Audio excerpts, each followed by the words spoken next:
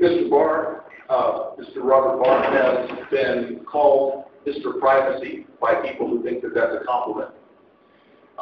I'm going to call him a recovering Republican because I'm one myself. I think of that as a compliment. It takes a while to get over. I've only been recovering for about 2 or 3 years now, and I'm making progress, but it's one day at a time. It's a 12-step program. Mr. Barr has acquired, I think it's safe to say, a reputation as being difficult. Now, there's a long history of difficult men and women in the Libertarian Party because difficult is the name that we give to people who refuse to compromise and refuse to give up their principles. So there's some difficult people in this room. Mr. Barr represented the 7th District of the U.S. House in Georgia, was a member of the Judiciary Committee, the Government Reform Committee, and the Financial Services Committee, has a long history of service to the people in the principles of liberty. And you're here to hear him and not me, so let me give you Mr. Robert Barr.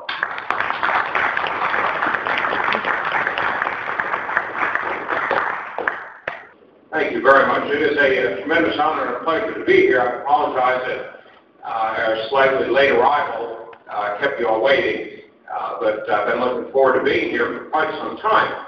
I was over in Geneva, Switzerland, just a few days ago, and I was speaking to a group of business folks over there. We had a couple of different speeches, and a lot of the business people overseas, and I don't know how many of you all travel regularly overseas or work overseas or visit with folks overseas, but it's very difficult, even in today's internet age, to really acquire a good, firm grasp of what's going on currently, at least in the political arena here in this country, relying on sort of the traditional modes of communication when you're overseas, the newspapers, television, and so forth, just really doesn't give you a real clear current picture in anything approaching in depth when you're overseas. And one could argue that you don't get that even here, but it's much worse. It's magnified many-fold when you're overseas, and there's this tremendous, on the part of at least the business folks that I met with last week in Geneva, and I've noticed this other countries where I visited also. But at least with folks overseas, when I was talking with them, and then when they talk with folks, their ignorance is not born of a sort of a self-imposed ignorance. They have a lack of in-depth understanding of the substance and the process of what's going on here politically in this country, simply because of the difficulties of getting access to that information overseas. Here in this country, there's no excuse for it. I mean, we have a great evil that is sweeping the land, and it is constitutional ignorance. The lack of understanding of the basic structure, the fundamental history of our nation and our form of government is absolutely astounding. I mean, I know as libertarians we see this, we understand it, because so many of our neighbors and our business associates, those folks who are not active in the Libertarian Party, we deal with them and we see this. But when you look at the broad range of issues and people and the process of politics in this country, the lack of any sort of understanding is absolutely phenomenal. And it, more than anything else, probably accounts for the problems that we have in the political arena. People don't understand the basic structure of our government. They don't understand such basic concepts as separation of powers. They don't understand the structure of our government. So you can have a president who throws out one term that they seized on in the Constitution in Article 2, Commander-in-Chief, and just throws that term out there, Commander-in-Chief, and people immediately start nodding their heads. Ah, yes, the Commander-in-Chief, the Commander-in-Chief, the Commander-in-Chief.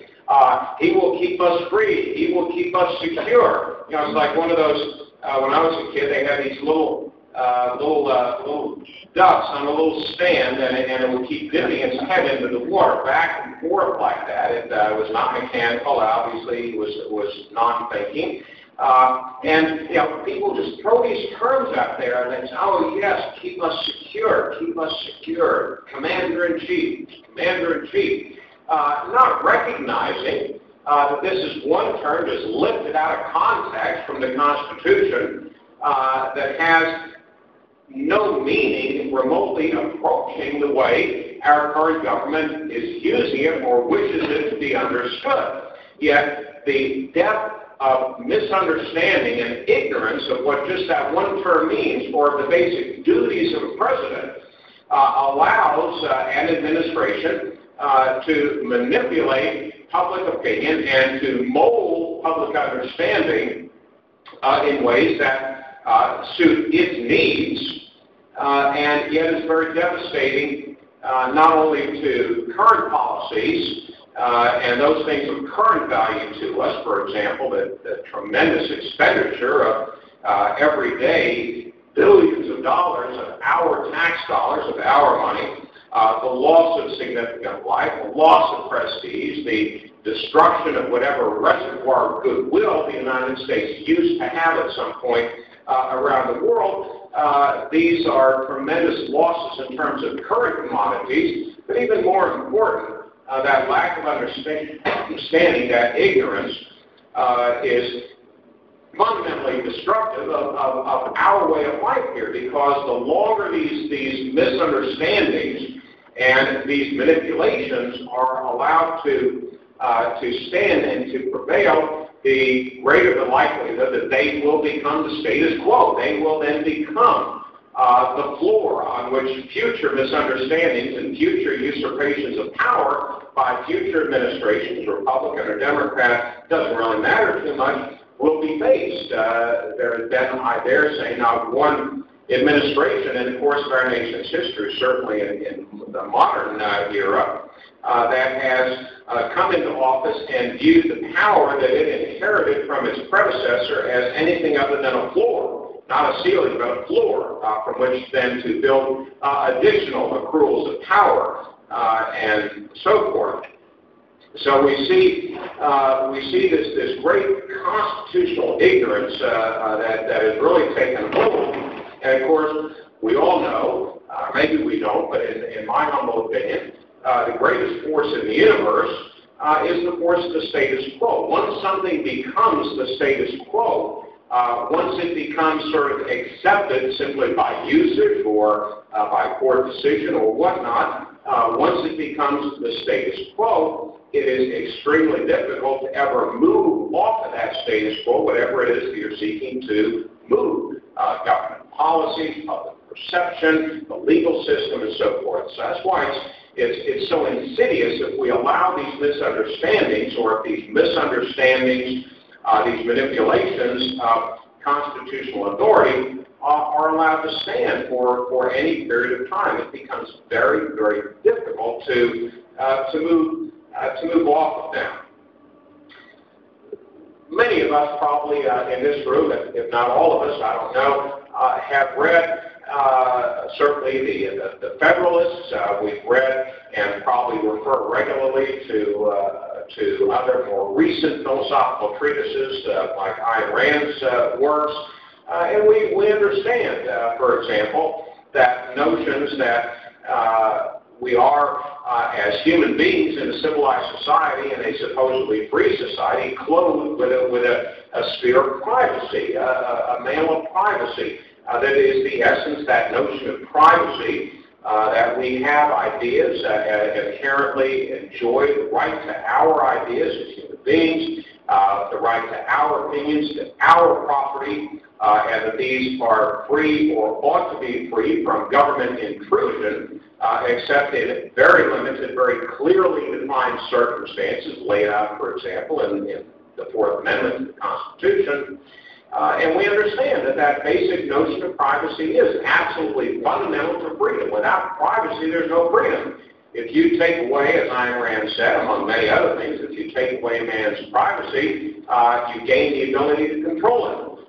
If we don't have the right to our ideas, our property, then if the government knows everything there is to know, or virtually everything there is to know about us, that becomes the currency of power. They can control through that ability to know what there is to know about us. Yet, because of this notion of being the commander-in-chief, you need trumpets blaring in the background every time that term is used, because of this notion that our president is the commander-in-chief of the economy and of the national security apparatus, and people look to the government as the primary vehicle through which the economy ought to be managed, and we gauge the success or failure of an administration by how well it has managed the economy, never stopping for a moment, that is, most of our citizens, for example, to stop for a moment and say, no, wait a minute, it is not the job of the federal government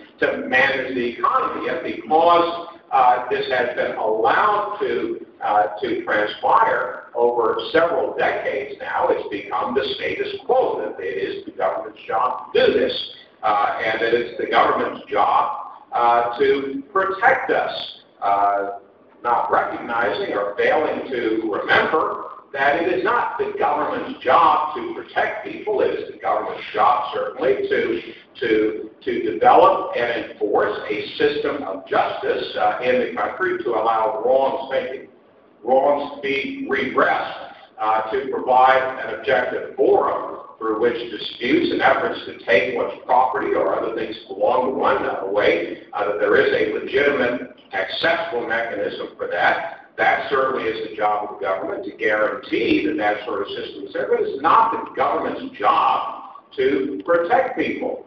It is the government's job to set up a mechanism so that those who do not abide by the rules of a civilized free society are brought to justice and are made to pay a price for it. But it is not the government's job to protect us any more than it's the government's job to protect the citizens of some foreign land in the Middle East or elsewhere around the world. Yet, because the notion has been allowed to take firm root that it is the government's job to do that, we have things such as is occurring right now called the Real ID Act, similar to the USA Patriot Act. It sounds, you look at this thing and they come up with these titles, and they do a magnificent job, but I mean, I have to give them credit for that. The Real ID Act, who wants, a fake ID? They have the Real ID Act, and it's designed to protect us. And even though when you talk with people, and I don't know whether you all have engaged in a lot of discussions, I hope that all of us have over this Real ID Act, if you talk with people about whether or not they favor a national ID card, or whether or not they favor a national ID card with a massive new federal database into which all sorts of information that you have no idea what it is. The states don't even know what all they're going to be required to deposit into this massive repository, this massive federal database that will begin to operate in just a couple of years unless something is done to stop it at various state levels, or maybe in Washington. When you ask people the specifics of this, do they want a biometric identifier that they are forced to carry? Do they want, even worse, an RFID, radio frequency identification chip, embedded without their consent, perhaps even probably without their knowledge, in their driver's license? They can, of course, as with any RFID chip, given the right technology, monitored and identified remotely without you even knowing them. Some questions start to rise, but that even here, I was reading this in a Zogby poll. I don't know whether you all have seen it. It came out sometime within the last few days. It was a Zogby poll about this Real ID Act, and a fairly significant majority of the respondents favor a national ID card to protect them, and I believe that the poll indicated even that the majority of those who responded to the questions favored a biometric identification device included, or biometric identification information included in the Real ID to protect them. I think the only sort of bright spot in this poll that I saw, I think, was that the RFID chip aspect of the Real ID Act, and of course the Real ID Act doesn't address specifically an RFID chip, but the Real ID legislation, like so many of these pieces of legislation, are very slim on the details. They leave that up to the bureaucrats later on through the regulatory process, the rule-making authority that we've given the government. That's all left up to that process, and that's been chugging along for 2 years now to develop the implementing rules for the Real ID Act. The deadline has been extended a bit, so I think 2009, if I'm not mistaken. But notwithstanding that, at least people, when posed the question, do you want an RFID chip? And I don't know whether the Zogby folks really explained to people what it was, but I think that particular aspect of the Real ID did not secure a majority, but various other aspects of it did. So, but even here, you know, that poll that I saw was very disappointing because when I speak about the Real ID Act and speak about it a lot, there is a great debate going on, at least in some state capitals that have, and some of them have begun the process of going on the record legislatively in opposing the Real ID Act. And if one or more states can, by state law, prohibit the expenditure of any state funds or the provision of any state information that is accumulated through the state, the issuance of driver's licenses, for example, to the federal government under the terms of this Real ID Act, then the whole house of cards start to crumble because the whole purpose or rationale for having this Real ID Act is that you will have one central database with all of this important information in it that is shared among all these different agencies, and who knows how many agencies overseas and whatnot, so that we have an assured mechanism of avoiding another 9/11, because we all know that some of the terrorists prior to 9/11 did in fact gain access to things, information, and places to which they should not have had access under pre-existing laws, even before the Patriot Act, and they did so based on having obtained fake identifications or identification cards based on false information. Well, notwithstanding the fact that those sort of problems are certainly capable of and should be taken care of and addressed by the different states, we have this great fear that there will be another 9/11 because individuals such as the 9/11 hijackers will gain access to places and information to which they should not otherwise be entitled because they have been able to secure fake false IDs or IDs based on false information. So this then becomes the motivation. That fear becomes the motivation for the first time, formally, at least in our country's history, we will have a national ID card.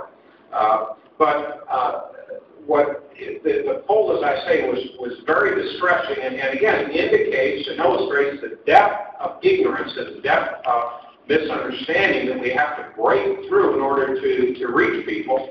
Because even though prior polls that I've seen, when people are asked, do you think there ought to be a tamper-proof national identification card or national identification card that is tamper-proof pursuant to national standards, I think is the way I've seen it prior. People say, yeah, that's fine, but then when you ask them more specifics, they start to back away.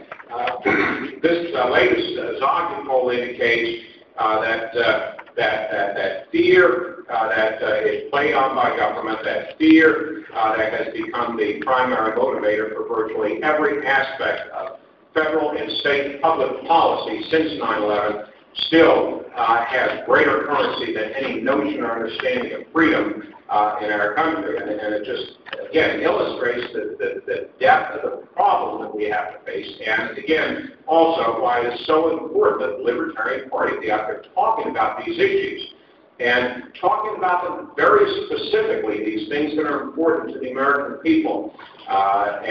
While these may or may not be the issues that all of us, or each one of us traditionally have viewed as the most important issues, I think we have to realize that, and I certainly came to this conclusion and joined the Libertarian Party just last year, and probably everybody here has much greater depth of history and understanding and experience with the party than I do. But my realization was over a period of time post 9/11 that because of the tremendous, unprecedented growth in federal government power that has accelerated greatly since 9/11, it really forced me certainly, and I think many Americans are ready to realize that they need to go back and reassess their priorities. Certain things that we perhaps could tolerate, certain government intrusions that we could perhaps tolerate or explain away in times when we have a much broader array of freedom still available to us, can no longer be tolerated if we wish to retain any freedom at all. The sphere of personal freedom has been squeezed so tight and become so concentrated that any dilution of it, any further diminution of that little bit of freedom that we have left becomes so much more valuable than just a few years ago. And I think that many Americans are ready to reach that point also, but we have to reach them through issues and using language that is understandable to them, that they can relate to. And certainly we need to do so in a way that has a very firm philosophical foundation. This is a party that alone among political movements and political parties in modern-day America is founded on very, very clear, consistently enforced, consistently articulated principles, and around the core of which all of them revolve, is maximizing individual freedom and minimizing government power. And certainly we have to talk in those terms, but we also have to realize at the same time that we're fighting a true juggernaut on the other side. We need to be armed with the history and the language to refute these notions that people just sort of throw out there in our soundbite political system in terms of commander-in-chief, for example, and so forth. That's just one example. But we have to take those core principles that are so central and important to us as libertarians and put a patina on them that makes them understandable to the average citizen out there, if there is such a thing as an average citizen out there, to talk in terms of reducing the burdens on them and protecting their privacy in tangible ways that they can relate to and understand. To talk about these specific financial burdens of foreign misadventures and domestic misadventures, to not be swayed into sort of, like that duck sort of nodding their head. If you listen to some of these possible presidential candidates, particularly on the Republican side, but on the Democrat side as well, talking about 45 million Americans being uninsured, and we really can do so much better if we simply digitize the information and coordinate the information, move the healthcare process into the information age, and so forth. Well, that sounds fine, and a number of candidates talk in a so-called bipartisan way of doing this as sort of the silver bullet that's going to solve the healthcare crisis in America. We're simply going to do away with all the paper and have it done by computers. It's so much more efficient. Well, what we have to do is get people to focus on the fact that the statistics that they throw around are either at best meaningless and oftentimes simply manipulative and wrong, but also to make people realize that there's more to freedom than simply digitizing information. There's more to freedom. Freedom is more important than the efficiency of how you maintain the information. Freedom goes to the heart and soul of whether or not government ought to even have the information in the first place. And to get people to remember, and this is particularly important in entering into discussions with a lot of Republicans. Just a few years ago, in a prior administration, Republicans, or at least some of them, had some notion, some feeling for how power could and was in fact abused by presidents and congressional leaders alike. Yet post-2000 election, that seems to have been forgotten. Well, they need to be reminded of that. Certainly power is given to an administration with which they feel simpatico, for example, are going to be there. They are going to be used by an administration that they don't have that same feeling of camaraderie with. That they don't have that same feeling of being on the same wavelength. And these, all of these things are very difficult at any time, but particularly now as we're entering into even earlier than in previous election cycles, a presidential national election cycle in which the bulk of the headlines and the airtime will be taken, will be sucked up. The oxygen in that political arena is going to be sucked up by the traditional candidates for the two major parties. It's difficult to break through, but by the same token, I think there are tremendous opportunities that we can take advantage of in this process. Have you all talked here about Rock the Vote? That program. Yeah, I mean there are some. Bob Sullentrop, I know, is working on that, and some of the other national leaders. We talked a little bit about it at our national committee meeting. Do you have Stuart? Do you have some information on that that could be shared? Because that's something that I think people ought to be aware of. That presents kind of an opportunity. In which respect? I mean, the thing that Sullentrop was working on. Yeah. Yeah, they were trying. What they're trying to do is get anyone around the country following any of these major candidates, to catch them on video and ask them the question. Would you debate a candidate if they could theoretically win? In other words, a Libertarian candidate on the ballot in, what are we at now, 30 or 35 states, could theoretically win the presidency. And they feel that if they can catch somebody saying it, that video might be able to help us get our candidate a little closer toward the possibility of getting into major debates. And that's really what they're trying to do. Yeah, I mean, it's just an idea. That in this case Bob Sullentrop and a few others have come up with. Maybe it's a great idea, maybe it isn't. But we have to be creative in looking for those kind of opportunities to look at some of these polls. And whether one likes polls or not, whether they are overused as I think they are or not, the fact of the matter is that they can be tremendous resources that can help us identify areas where there's weakness in the traditional party's ability to deliver a message, or to help identify areas in which we would certainly never ever want to manipulate the media, certainly, but to take advantage of the nuanced differences and opportunities with the media. So we need to be very creative and very diligent in looking at the broad array of information out there, to be creative in terms of using technology in the upcoming campaign cycle. Technology used for the sake of technology is worthless, if not counterproductive. But using technology in an organized, and perhaps the best word that I use and try and keep in my mind when using technology is use it in a disciplined way, not just throw information out there. I don't know whether anybody here familiar with freerepublic.com? Freerepublic.com became very, very active back in the middle and late 90s during the Clinton administration.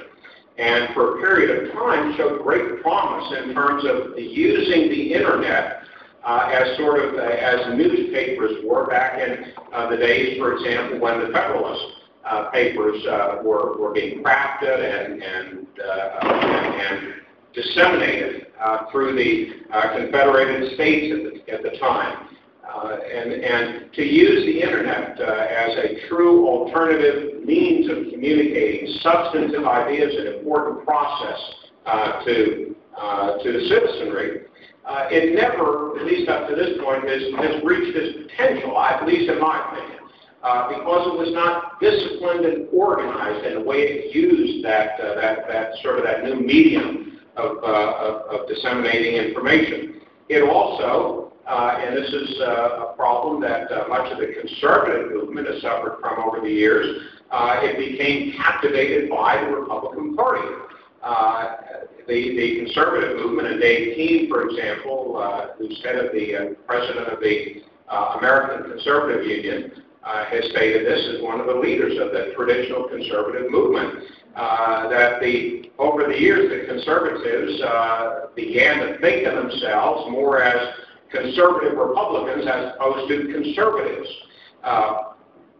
And there are a number of true conservative leaders that are trying to get the movement back to where it should be, not an appendage of the Republican Party. What we have to do, again, is look for those opportunities, use information, use the new mechanisms that people use to communicate in ways that can, in a disciplined, organized way, get our ideas out there before people and organize ourselves. I think there is a tremendous opportunity this year. There are tremendous challenges, sort of one of those good news, bad news things, entering a hotly contested presidential election cycle in which neither party has a clear frontrunner. There's no incumbent or even a vice president that is the heir apparent. The good news is that creates a great opportunity for another party, another political movement, an informed, invigorated citizenry to really have an impact. On the other hand, of course, it creates its own difficulties because there is so much attention being placed on those candidates that have the money to be considered frontrunners. To many folks still, it's just all about money.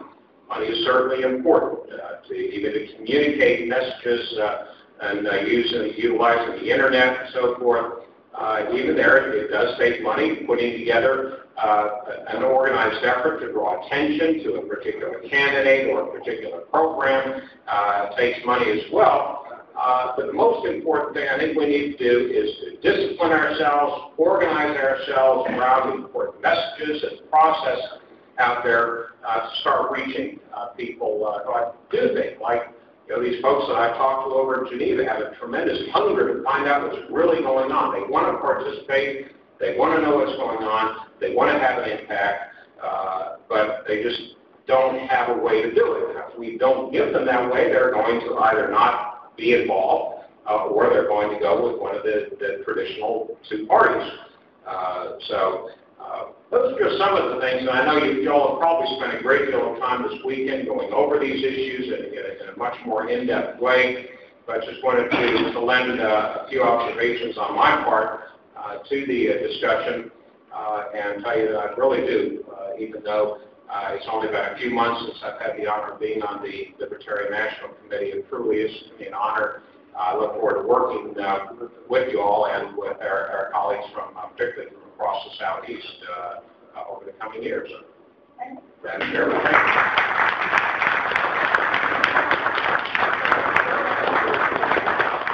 We got him all afternoon, but we got to take him back to the airport, and we can do this meeting. But before we adjourn the convention, if anybody wants to ask a few questions. I have a question. You mentioned the conservative movement quite a few times. Do you see the LP as a conservative party? I don't view the LP as a conservative party. To me, libertarianism, this is just the way I look at it, is being a true conservative.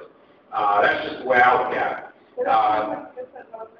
Pardon? It sounds like you just said that you view the Libertarian Party as a conservative party. I view the Libertarian movement as if there is a true conservative movement, we are in it. Because we believe in fundamental constitutional principles. We believe in the true constitutional framework. At least I do. I can't speak for anybody else. And to me, that's the essence of true conservatism. I don't view the Libertarian Party as a conservative party at all. To me, it just encapsulates, the Libertarian philosophy encapsulates the essence of what an American party ought to be more than anything else. You know, maximizing individual freedom and minimizing government power. Yeah. Well, first of all, I'd just like to welcome you to the party. Thank you. Awfully good to have you with us. My friend Bernard here and I and several others are involved in a movement within the party called the Libertarian Reform Congress. And we'd like to invite you to take a look at our website and what we're trying to do and the direction we want to move the party. And from what you just said, it seems like, well, both of us have said almost all of those things. Obviously, not knowing you, you sound very intelligent. You obviously agree with me. No, please get me some information on it. Again, my familiarity with the party, at least as it is currently configured, goes back since when I left the Congress in about 4 years ago. I've done some work with Joe Seehusen, the former executive director up in Washington. Got to know him through some work we were doing together on putting together a broad coalition to try and bring public attention to the Patriot Act, and particularly over a couple of years ago when we were trying to defeat the reauthorization of some of its powers. We did a lot of traveling around the country, and Joe was a part of that. And then after Joe left and Shane Corey took over as executive director of the party, I got to know him and have done a lot of work with him. So I'm still learning a lot of the ins and outs and certainly the history of the party. I try and spend as much time as I can when I have the opportunity to be in the same place at the time with Bill Redpath, to listen to him and learn from him. So there's an awful lot that I look forward to learning and learning about the Reform Caucus. I'd like to do that. So if you can get me some information on it, I'll definitely look at it. I have recognized Linda's hand and a lot of people, they're on the right off on their program. And then your third. Does that work? Or is that follow-up question? No. Okay. You mentioned the problem of terrorism as the main reason for the real ID for people being in favor of it. And I think another reason is illegal immigration. So I wonder, if you think that's true, then how do you feel about illegal immigration and how would Libertarian address that as part of the argument against real ID? I certainly, you're absolutely correct. Illegal immigration is one of the primary motivators or excuses, that rationales that were given and continue to be posed or posited in response to questions about the Real ID Act. The first time we saw this was several years ago. I forget exactly what year it was, but it was probably in the, maybe 98 or 99, somewhere in there.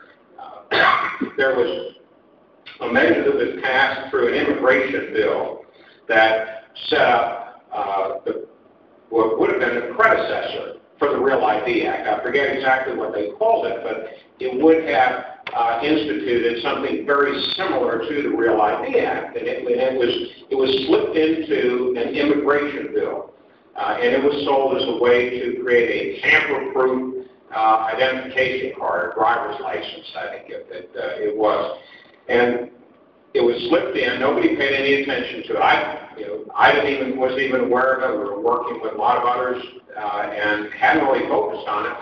What saved us, though, is the fact that when the draft government rules or the regulations that would implement it were made public, about a year later or so, we did notice it. We may not notice things on a timely basis, but at least in this case we did, and we were able to then introduce and push legislation to stop it. We did.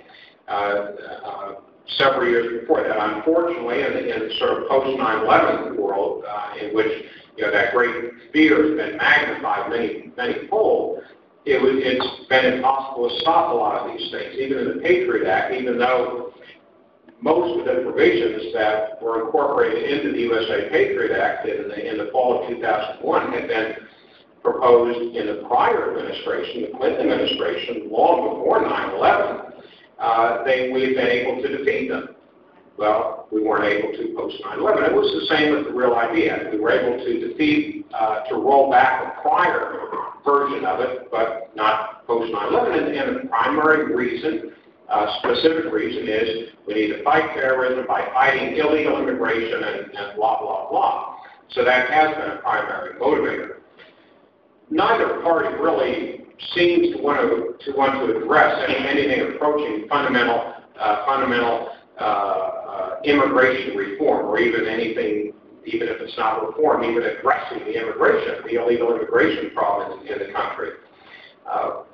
I certainly can't speak for the Libertarian Party. My personal view on what I speak about when I get asked about this, or in forums or whatnot, is security. I believe in securing our borders. I mean, that is the essence of you can't have a sovereign nation without having a mechanism in place to secure your borders, to protect your citizenry and the ideals on which your nation is founded.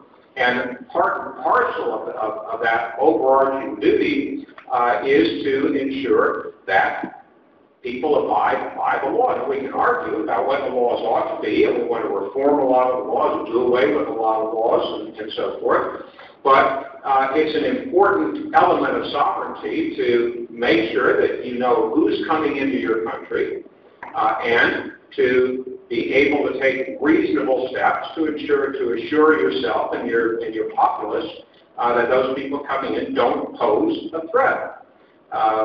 Other than that, to me, that's pretty much as far as the role of government ought to extend.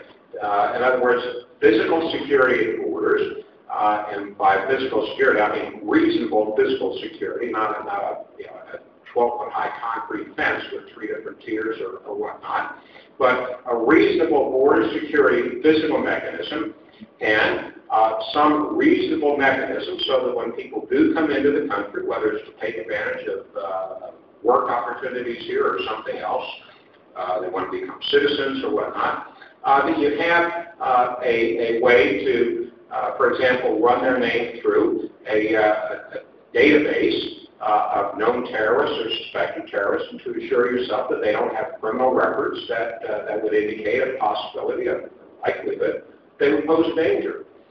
So what I try to do is just get people to focus on the security aspect and the basic notion that border security is, this is not just an important but an essential element of sovereignty.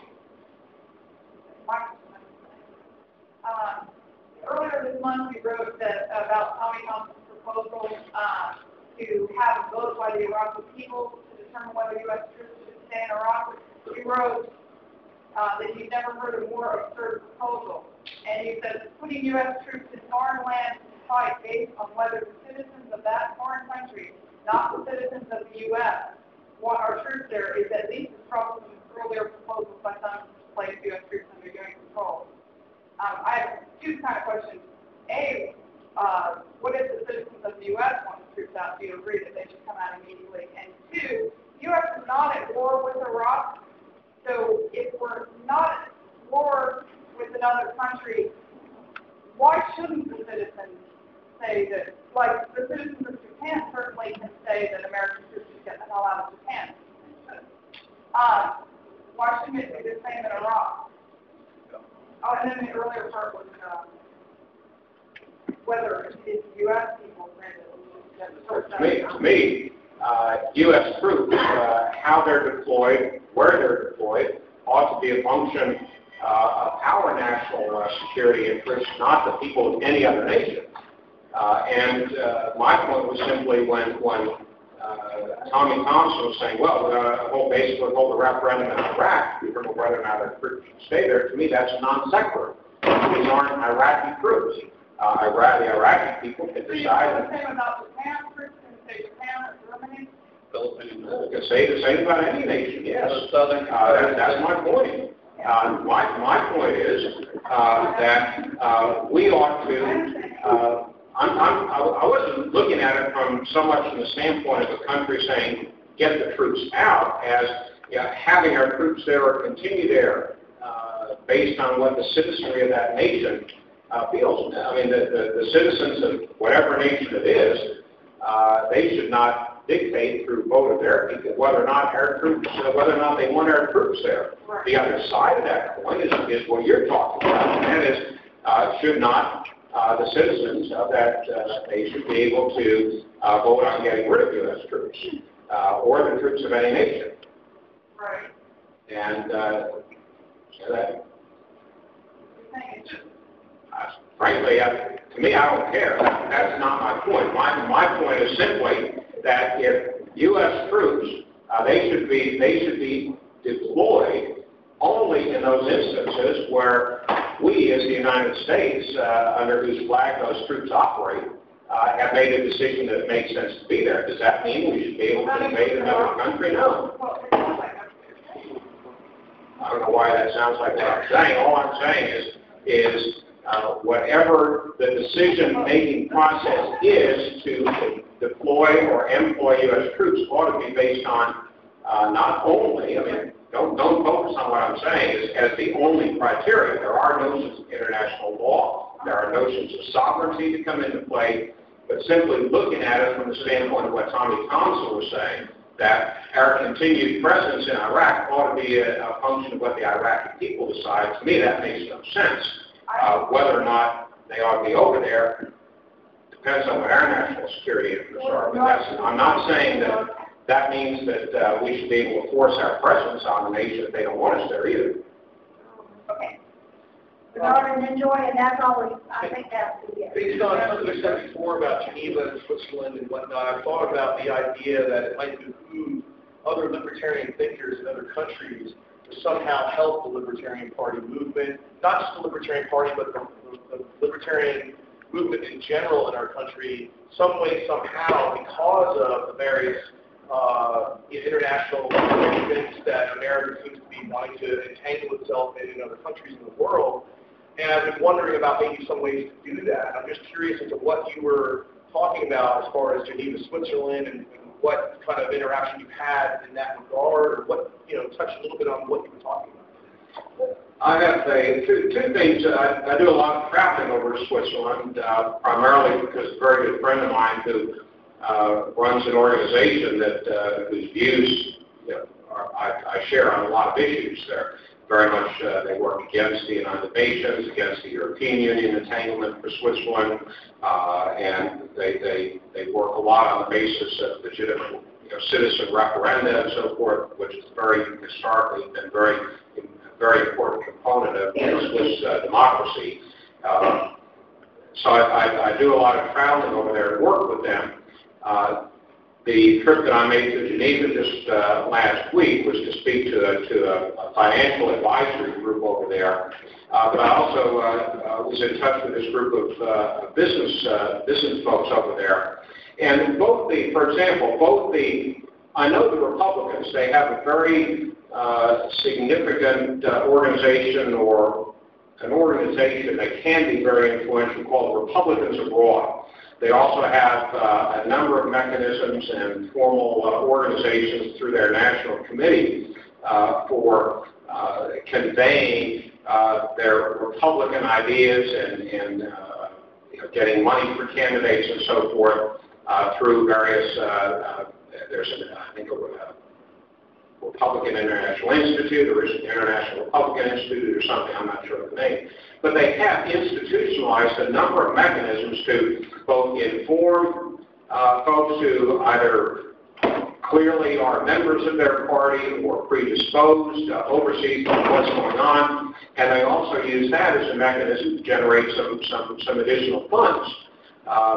Something like that, I don't think would be at all a waste of time for the Libertarian Party to identify. There are some groups, not just in Switzerland, but in various other nations, whose philosophy, while it may not be identical in all aspects with ours, would be a logical group or organization to work with, because their goals, their philosophy is very similar, to help spread the word. Because a lot of what the bad things that happen in this country many times originate overseas. And we see, for example, justices at the highest level here Supreme Court justices citing not just the laws of foreign nations as the basis for an opinion of the court system in this country, but something as amorphous as social policy in other nations. For example, regarding the death penalty as it relates to minors or mental incompetence or whatnot. So a lot of these ideas, these bad ideas, start overseas or feed on bad ideas and opinions in this country that result in policies and court decisions. So there's a very practical reason to pay a lot more attention, perhaps, than we have in the past, to what's going on, particularly in Europe through the European Union. We do this. One of the other areas I'm involved is for the NRA, the National Rifle Association, and sort of monitoring and working a lot of these international issues. Even though it's the National Rifle Association of America, and we're concerned about our Second Amendment and our rights here in this country, the UN is involving itself in firearms policies that impact domestic policies here. The European Union is doing likewise. So it's important to pay attention to what's going on in these other areas because they do impact. If these ideas are allowed to take hold and fester in these international forums, then a lot of times you all of a sudden have an administration here in this country that is predisposed to look to the United Nations or look to our European brethren or sisters overseas, and as a way to do something here in this country that they might not otherwise be allowed to do. They do it under the auspices of the United Nations or a protocol that was developed by the European Union. So it's very important to pay attention to these things, not our primary focus, but to pay attention to them and maybe reach out to libertarians, if we have some way of identifying libertarians, libertarian leaning, folks overseas, or working through some of these already existing international organizations. Yeah, I realized my question was going to be far too complicated, but I will. What is your take on the lack of balance between the three branches of government, how it is starting to, that Congress is usurping its duties constitutionally and relinquishing it to the executive branch?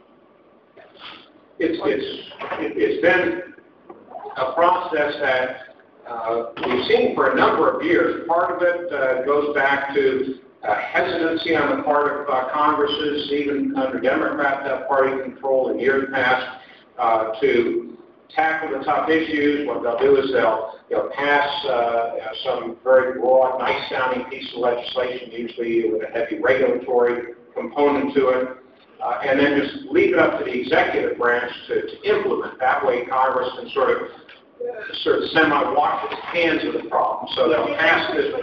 Make the executive branch off the ground. They can always say, "Oh, that horrible person." Yeah, this way. Pretty nice and squeaky clean. This way, Congress can pass these laws. They can blame the executive branch because they've left them deliberately vague, and it's up to the executive branch then to formulate the rules and the regulations to implement it. And that's what people get mad about. And then Congress can step in and save the day. Even though they created the problem in the first place, they can step in and save the day, and there's too much regulation here and so forth, and it just feeds on itself. That's been part of the problem, that Congress has deliberately relinquished power. In the more recent years, since the Bush administration took over in 2001, what we've seen is an inherent problem with having the executive branch led by the same party that controls both houses of the Congress. So each one views itself as the vehicle whereby the other can carry out its mandate. There's no notion of an independent function, oversight function of the Congress, for example. So what we've seen happen from 2001 through the end of 2006 is the Congress viewing itself as the way for the Bush administration to carry out its agenda. Now, that would be a non-starter if, in fact, there were any semblance of an understanding on the part of the Republicans in the Congress that they have an independent, constitutionally based responsibility that may not be the same as the Bush administration's. So you've had 6 years of absolutely no oversight whatsoever, and the Bush administration views Congress in the same way. They're there, the Republican leadership of the Congress is there to be called over to the White House and get its marching orders. The American people, should step in and say, no, wait a minute, these are co-equal branches of government, and even if you don't want to recognize it as co-equal, at least recognize it as different and distinct. And there is a specific role that Congress has to play, a specific role that the administration has to play, and then you have the courts out there, which, especially since 9/11, have themselves been far too deferential, far too quick to defer to the executive branch when it comes to any matter that is even remotely or arguably related to foreign policy or national security. And that does not at all comport with the historical notions of what the Supreme Court was intended to do. But we see this even in some of the most recent appointees to the Supreme Court having almost an extreme deference to the executive branch when it comes to anything that even remotely might be argued as a national security or foreign policy component. I'm assuming your presence here now is testament to the fact that you believe the Republican Party has lost credibility with the American public. Certainly lost credibility with me. and I